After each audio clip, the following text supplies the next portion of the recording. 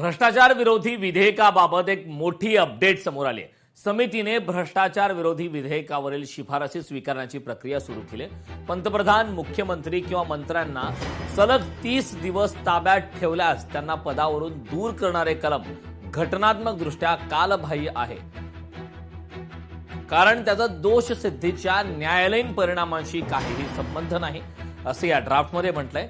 तर मिळालेल्या माहितीनुसार विधेयकामध्ये सनसेट किंवा स्वयंचलित रद्दीकरण कलमाचा समावेश करावा।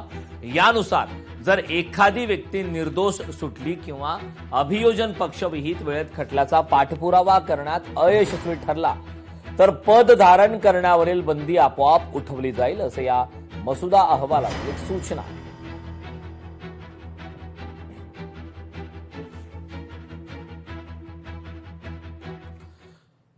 लाडकी बहीण योजनेतून 92 लाख महिलांची नावे बाद झाली आहेत। मूळ लाभार्थी संख्येच्या तुलनेत ही 38% घट आहे। केवायसी सह पात्रतेसंदर्भात विविध कारणांमुळे संख्या कमी झाली आहे। सर्वाधिक 28 लाख महिला बीडमधून वगळल्यात। अंतिम लाभार्थी संख्या फेर पडताळणीनंतरच निश्चित होणार आहे। लाडकी बहीण योजनेसंदर्भात मोठी अपडेट आहे। यामध्ये एकंदरीत तब्बल 92 लाख महिलांची नावं आता बाद झाली आहेत। मूळ लाभार्थी संख्येच्या तुलनेत ही 38% इतकी घट झाली।